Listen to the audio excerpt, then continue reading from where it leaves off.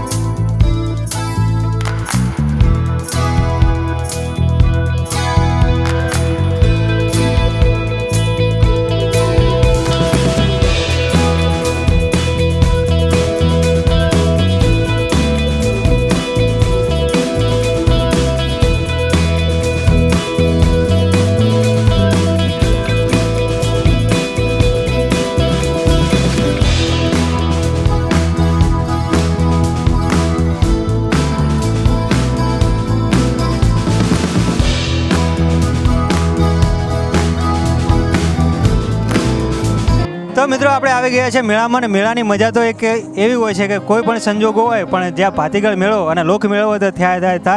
તો તમે પાછળ મારી પાછળ જોઈ શકો છો કે કેટલી જનમેદની ઉમટી. તો ચલો તમને આગળ બતાવીએ સરસ મજાના માહોલ.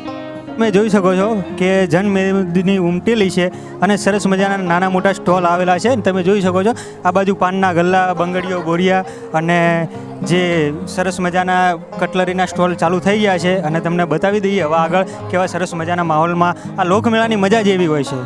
જે મંદિરમાં જવાની રસ્તાની પણ અમે ડાયરેક્ટ આવી ગયા મેળામાંથી. પણ આ જે શરૂઆત છે ને મંદિરના જવાની છે, તો આપણે તમને બતાવી દઈએ આખા મંદિરમાં જવાનો રસ્તો. અને ત્યાં પણ કેટલી ભીડ છે એ બી તમને બતાવી દઈએ. વચમાં અમને જોવા મળી સરસ મજાની ઘડિયાળ, અને ઘડિયાળોને ભાવ પણ સરસ મજાના હતા, પણ અમારે લેવા નથી એટલે વાંધો નહીં, અમે ખાલી જોઈને જ પછી આગળ હારી ગયા. આગળ જતા હતા ત્યારે અમને જોવા મળી જાય સરસ મજાના બાંસુરી અને પાવા, કે જે હવે આજકાલના મેળામાં જોવા નથી મળતા, પણ અત્યારે અમને એ જોવા મળી ગયા છે. મેળામાં આપણે જઈએ એટલે કોઈ મળે ના મળે, પણ એ કહેવાય ને કે ઘૂઘરો મળે, કેમ કે અનાદિથી જ્યારે મેળા ભરાય ત્યારે ઘૂઘરાનું પ્રખ્યાત છે. કહેવાય છે કે બંગડી લીધીને ભાડાના ખૂટ્યા, એવું આપણે ગુજરાતી ગીત છે. આ મેળામાં એવી સરસ મજાની ભાડાના ના ખૂટ્યા ને એવી બંગડીઓ મળે છે. મિત્રો, આપણે હવે મંદિરને જે કોટ બનાવેલો છે, કોટ જોડે પહોંચી ગયા છીએ. અને હવે તમને બતાવી દઈશું આખી મંદિરનો અંદરનો નજારો, કે કેવી પબ્લિક છે અને કેવી ભીડ છે. તો તમે આ જોઈ શકો છો સરસ મજાનો શેડ બનાવેલો છે, મંદિર છે. અને મંદિરની એક્ઝેક્ટ સામે આ કોટ જેવું બનાવેલું છે, ચબૂતરો, જે આપણે ટાવર કહેતા, ચબૂતરો 2 કહેવાય. તો એવું સરસ મજાનું બનાવેલું છે. તો તમને બતાવી દઈએ આખા મંદિરનો નજારો, અને તમે પબ્લિક પણ જોઈ શકો છો. તો મિત્રો, આ જે રસ્તો તમને બતાવી રહ્યા છે, રસ્તેથી અમે એન્ટ્રી લીધી હતી. અને આ બાજુ જે તમે જોઈ રહ્યા છો, આ બાજુ છે આખું મંદિર, અને મંદિરની બાજુ અમે જઈ રહ્યા છે. અને સરસ મજાની મેદની ઉમટેલી છે. તો તમે જોઈ શકો છો કે મેળાનો આ જ મજા વધારે હોય. તો મિત્રો, આપણે મેળામાંથી આખો મેળો પસાર કરી અને આવી ગયા છે મંદિરના ગેટે. તો મંદિરના ગેટથી અંદર જઈ મહાદેવજીના સરસ મજાની મૂર્તિના દર્શન કરીશું, અને પછી તમને બતાવીશું આખા મેળાનો જે બાકી રહી ગયેલો આખો માહોલ. તો તમે જોઈ શકો છો સરસ મજાનો મંદિરનો ગેટ છે, અને મંદિરની ગેટની સામે સરસ મજાની બધી જનમેદની ઉમટેલી છે.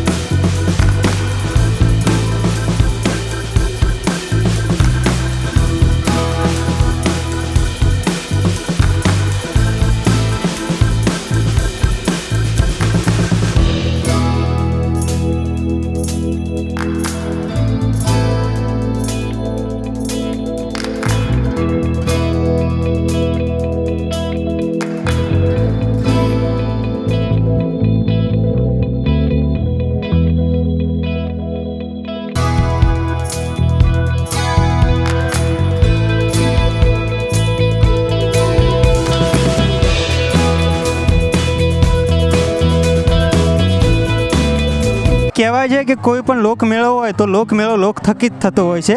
તો તમે જોઈ શકો છો અમે આવી ગયા અડિયાના જે દુધેશ્વર મહાદેવ છે તો ત્યાં મંદિરે આવી ગયા. તો મંદિરના ઉપર ચડી અને અમે મેળાનું જોયું કે ભાઈ કેટલો મેળો ભરાણેલો છે. તો મંદિરના મેળાની વચ્ચોવચ્ચ જે કહેવાય આપણે ચબૂતરો છે તો ચબૂતરાથી અમે જોયું કે ઓહો આટલો બધો મોટો મેળો ભરાણેલો છે. તો તમે જોઈ શકો છો હજારોની સંખ્યામાં નહીં પણ લાખોની સંખ્યામાં એ પબ્લિક ઉમટી છે. અને કહેવા જઈએ તો ક્યાંય પગ મૂકવાનો પણ જગ્યા નથી એટલી બધી પબ્લિક ઉમટી જ રહી છે. અને સવારથી આ મેળો એકદમ લોકમેળો જે ભરપૂર છે એ લોકો આવી ગયા છે. અને સરસ મજાના અવનવા સ્ટોલ અવનવી વસ્તુઓ કોઈ ખાણીપીણીની હોય દાબેલી પકોડી જેવી અવનવી વસ્તુઓથી આ મેળાનું જે હર્યુંભર્યું થઈ ગયું છે. અને નાના છોકરાઓ માટે રાઈડો ચકડોળો અને હોડીઓ જેવી અનેક પ્રકારની રાઈડો છે. અને કહેવામાં આવે છે કે બધી જગ્યાએ મોસ્ટ ઓફ ઝઘડાને એવું થતા હોય છે પણ આ એક એવો મેળો છે કે ક્યારે પણ એ ઝઘડા થતા નથી. તો મિત્રો દુધેશ્વર મહાદેવના જે દુધેશ્વર નામ પડ્યું અડિયામાં તો એ કઈ રીતે પડ્યું એ આપણે જાણીએ અડિયાજ ગામના એક રહીશ દ્વારા. તો સ્વાગત છે તમારું અમારી અનોખી મુલાકાત યુટ્યુબ ચેનલમાં. તો આ મહાદેવજીનો મેળો ભરાય છે અને દુધેશ્વર મહાદેવ કઈ રીતે નામ પડ્યું તો એમનો ઇતિહાસ અને થોડી માહિતી અમને જણાવો. આજથી 500 વર્ષ પહેલાં અહીંયા એક ગાય ચરતી હતી. એ ગાય રબારી અને સુથારની હતી ચંદ્રુમણા ગામની. તો ગાય રોજ સાંજે એ એક વખડા નીચે ચરી જતી હતી અને પછી ગામમાં રોજ સુથાર એને ઉઘરણી કરતો હતો કે ભાઈ મારી ગાય કેમ દોવા દેતી નથી. તો ચંદ્રુમણા ગામના વડીલો અહીંયા સ્થળ ઉપર મુલાકાત કરવા આવ્યા ત્યારે વખડામાં એક શિવલિંગ હતું. શિવલિંગ ખોદ્યું અને ત્યારે સાબિત થયું કે આ તો સ્વયંભૂ દુધેશ્વર મહાદેવ છે. અને આજથી 500 વર્ષ પહેલાં આ સ્વયંભૂ મહાદેવ અહીંયા પ્રગટ થયેલા હતા. બાજુમાં ગુરુ ગેડાગીરી મહારાજની અહીંયા જીવન સમાધિ પણ છે. એમના તપોબળથી અહીંયા લોહીની અને દૂધની ધારા પણ બંધ કરવામાં આવેલી હતી. અને સયાજીરાવ ગાયકવાડને પુત્ર ન થતાં એમને મહાદેવજીની બાધા રાખેલી અને આ સમગ્ર મથનો જીર્ણોદ્ધાર એ સયાજીરાવ ગાયકવાડે કરેલો હતો એમને પુત્ર આવવાથી. અને આ દુધેશ્વર મહાદેવ મંદિર ટ્રસ્ટ એ ફક્ત મંદિર નથી પણ એ એક સ્ટેટ હતું. એ એક મઠાધીશનું મંતવ્યપાણું પણ હતું. અને અહીંયા પુતિયાવાસણા સુજનીપુર જેવા ગામની અહીંયા વિઘોટી પણ લેવામાં આવતી હતી. પણ જ્યારે પંચાયતી ધારો અસ્તિત્વમાં આવ્યો એટલે અહીંયા આ બધું કાર્ય ધીમે ધીમે અસ્ત થવા માંડ્યું. અને આ મેળો એ છેલ્લા 500 વર્ષની પરંપરા પ્રમાણે શ્રાવણ માસની અમાસ અને ભાદરવા માસની એકમ પ્રમાણે અહીંયા નિયમિત ભરાય છે. લગભગ 40,000થી 50,000 લોકો દરરોજના અહીંયા દર્શનાર્થ માટે આવે છે. અને દર અમાસે અહીંયા વિશેષ અન્નક્ષેત્ર પણ ચાલે છે. વિશાળ ગૌશાળા પણ છે અને પક્ષીઓ માટેનું ચણની પણ સુંદર વ્યવસ્થા મંદિર ટ્રસ્ટ તરફથી કરવામાં આવે છે. તો મિત્રો તમે જોયું કે અહીં અડિયા ગામમાં જે દુધેશ્વર મહાદેવજીનું મંદિર છે ત્યાં સરસ મજાની સેવાકીય પ્રવૃત્તિ સાથે સાથે અંગ ક્ષેત્રની પણ સુવિધા છે. તો મિત્રો તમારો આભાર કે તમે આવી સરસ મજાની અમને માહિતી આપી. તો મિત્રો હવે ચાલો તમને લઈ જઈએ ફરીથી એકવાર મેળામાં.